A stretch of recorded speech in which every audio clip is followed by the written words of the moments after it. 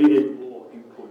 And that's what I did. I created that input and made it more cost effective, is the right word for it. And the efficiency, I looked at the overall efficiency, I wasn't really concerned with that. Really, the cost is the factor. Cheap hydrogen is based on cheap electrolysis systems. The electrolysis system I've developed, compared with on a 50 megawatt scale, which we turn on scaling it up to, the system that I've devised is it's costed in about $30 million, where the conventional systems are around $70 million, due to and because of the diaphragm technology. But the inherent problem with the diaphragm technology, they clog up, they break down, they're not reliable. When you've got a system which has no restrictions of electrolyte flow, then what happens is that the system becomes ultra reliable. And what I've done, I've actually got a federal government grant to be paid as for every dollar I spend on this system, I get $1.25 back. And the system is now with the Macquarie University to be tested to destruction. In other words, the reliability of the system. And what we're doing is that we've got different number of plates, different thickness of plates, and we're going to test each cell in the same system for this reliability. What we did, before I came over here, the cell technology was, each cell was weighed, and then for before and to be weighed after the 6 months trial. So that way we find out what the denigration is. See, everything breaks down. The thing is how long. Even the photovoltaics, the guarantee, which produce the energy, the DC power for the electrolysis process, they've got a 25-year life. I want to make the electrolysis system with the same lifespan. That way, everything's replaceable once after 25 years. Now, in 25 years, a 50 megawatt system, each year will produce 25 million litres of synthetic ethanol, 5,000 tonnes of oxygen, which can be used in solar or coal industry, to reduce their carbon footprint. So in one application of reducing the cost of the electrolyzer, we solve two big major problems. And we eliminate the corn lobby problem as well, where we've got all the food in the world being turned into, well, that's what they intend on doing. I mean, the study I did, the unsustainability of the corn ethanol group, you need, we drive around with corn liquor, but we're going hungry. I mean, that's basically what's going to happen. It's just unsustainable. And on the other side of it, of course, the most recent search that I did, is that there was a study done where a vehicle, a standard vehicle, I guess 6-cylinder vehicle, from San Francisco to New York will consume 150 gallons of fuel, right? Now, when you look at the production of corn ethanol, to grow it, get it to market, and then make it into alcohol, there's energy involved. Approximately 140 gallons is necessary to make the ethanol, so you're only up 10 gallons in reducing the carbon footprint. So what's the point of doing it? I mean, there are well-meaning scientists that are trying different avenues of reducing the carbon footprint of this planet to eliminate the greenhouse effect, but that is not the way to do it, especially when it's affecting food, which is affecting all the poor people, it's affecting the Mexicans, it's affecting the Africans, because those vats, they suck up all this food, turn it into alcohol, which food is for eating, not for turning into alcohol. And that's the other thing Professor Brown taught me. He said, the air is for breathing, not for burning. So when you make a system, you take nothing from the air and you give nothing to the air. Everything is recycled. So what we're basically doing is that we're recycling the CO2 in the atmosphere in the production of ethanol. Oh, we've got it. Okay. Right. I've just got through it all anyhow. All right. Equal global fuel. That's what we are. We are producing ecological, sustainable fuels with using the sun, water, which is the energy, will be the energy of the future. Next, please. And we're calling this a brand name, which is already registered, Solanol, which is sol alcohol. And Solanol, which is derived from ethanol, so we've just said Solanol, which explains exactly what the fuel is. Next one, please. And we have the power, and it is renewable, sustainable, carbon neutral, and synthetically produced. And it's all done by a catalyst which is only recently being designed. I lobbied a major company in Europe, and in two years from the date I lobbied, they gave me a call. Yes, we've designed an ethanol catalyst to make synthetic ethanol from hydrogen. Can I get a drink of water? Thanks. Okay. Good.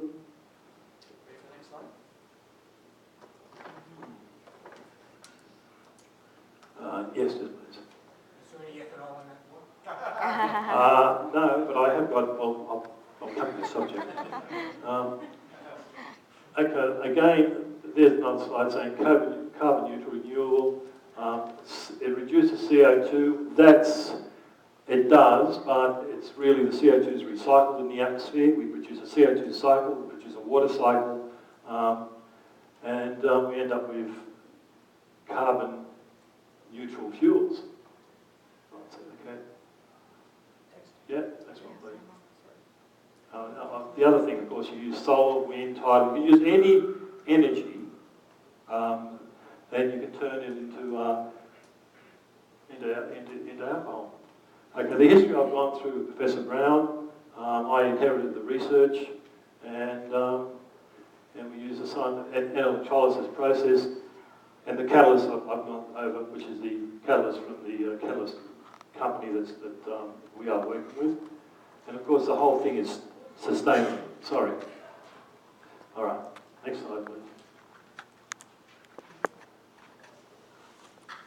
Okay, this is going to be a DVD presentation, yeah?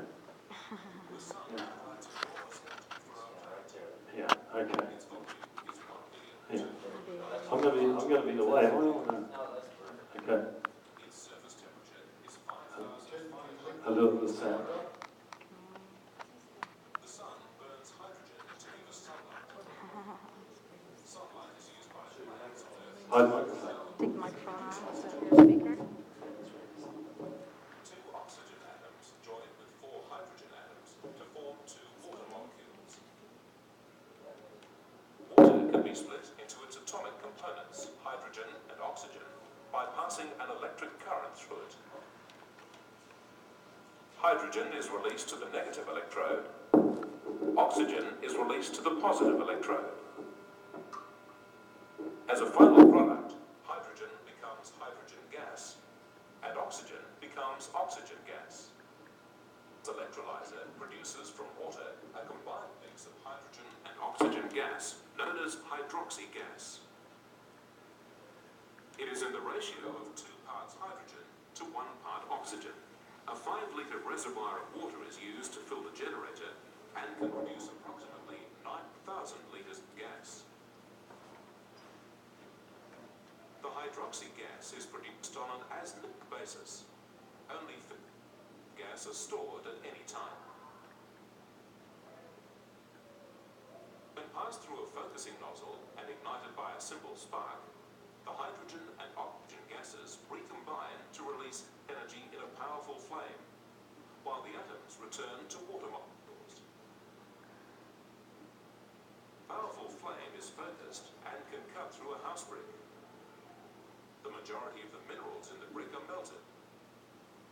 The temperature needed to melt the house brick is 1,700 degrees centigrade. A refractory brick requires 2,500 degrees centigrade. This powerful flame can be used to melt tungsten, which melts at 3,410 degrees centigrade. However, as you can see, our tungsten rod is not only melting, it is also vaporizing. The white smoke is vaporized tungsten. This is only known to happen at 6,000 degrees centigrade. Ceramics can also be welded together. This may have applications application in restoring large broken ceramic artifacts, or in modifying or mending damaged ceramic pipes. This weld is used for sealing and is strong under compression but not tension. It is also possible to weld steel to ceramic. A hole is initially melted in the ceramic, and a portion of the steel is then also melted as it is placed into the melted ceramic. This technique may be valuable in the building industry. The cells sit in a container of sodium hydroxide and water at a 20% ratio. It demonstrates the ability of the cells to produce hydroxy gas.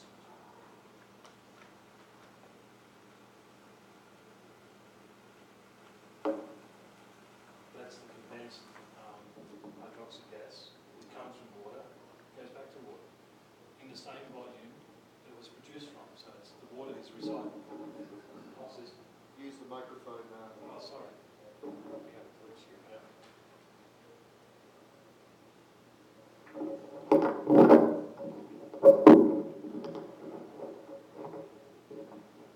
You can do gas welding. That's gas welding. You can gas weld aluminium with hydroxy gas, which is hydrogen welding. And there's a lot of welding applications, but okay, we'll go to the next slide now. That gentleman there, William Nicholson there, he was the discoverer of electrolysis.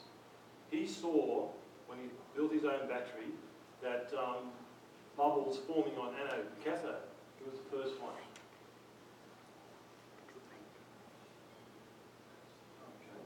Okay.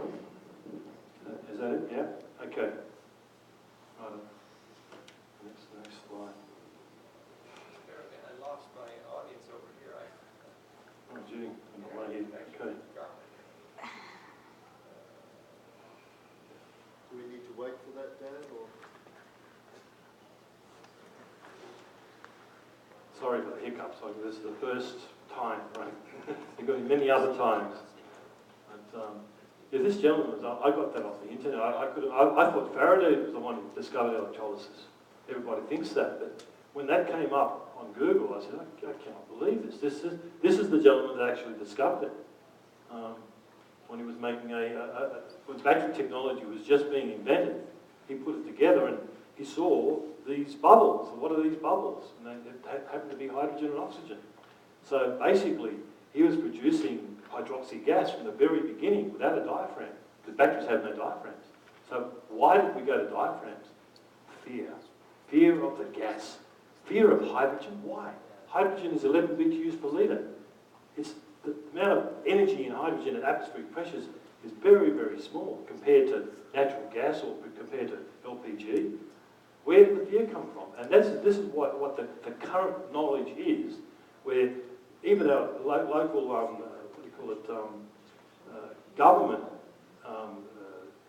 government bodies which are funded to produce, they are developing a diaphragm-based technology. $20 million is spent on diaphragms, but you don't even need them. This is the stupidity of it all. But unfortunately, I mean, that's what they were taught, that's what they know. I was taught differently. I went to the Brown School of Learning for 10 years. I haven't got a degree, but it was enough information to learn enough that say, yes, hydrogen is safe, so long as you don't store it, and the way you produce it without diaphragms, you move it out of the hydrogen generator, and you put it in a stable form, such as ethanol. And then it becomes stable. Ethanol is a very good fuel. I mean, there's one thing about the Corn Lobby Group is that they produced a very, very good fuel. You spill ethanol in the ocean, the fishes eat it. It's not like other fuels like oil, which destroy the environment.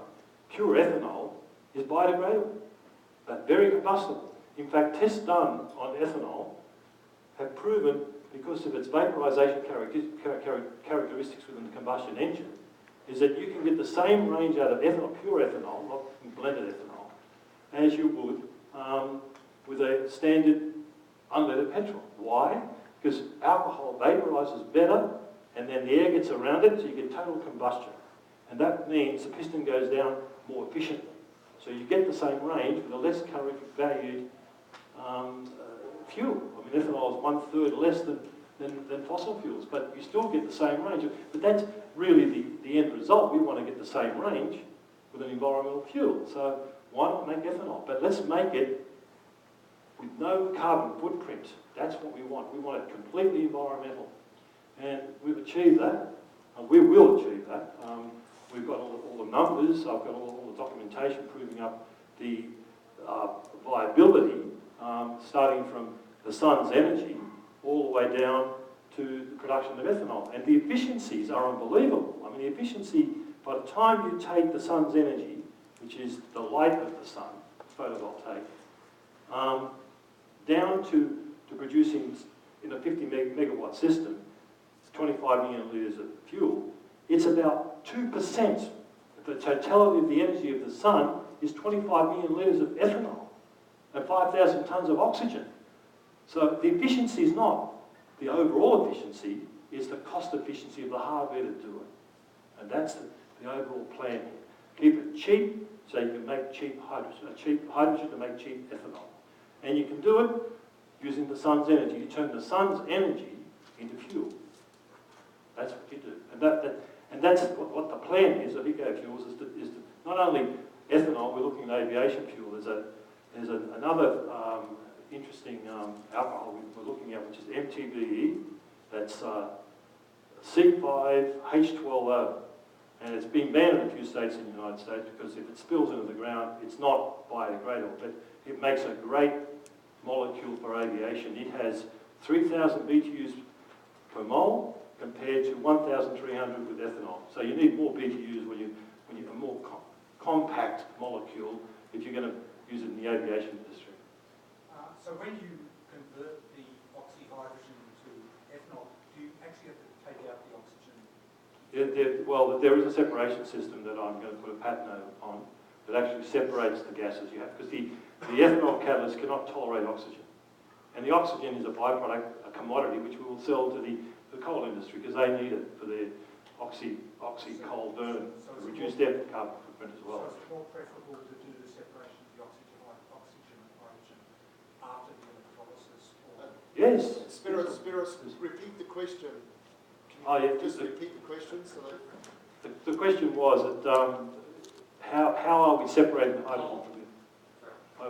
We're back again, are we? No, continue with your discussion. We have an internet glitch here. Oh, okay. Give us 10 minutes. 10 minutes. Now the question was, how do we split how do we separate the hydrogen from the oxygen? Now I've devised a methodology, but the most preferable one is the actual magnetic separation. There's one way of doing it, and what we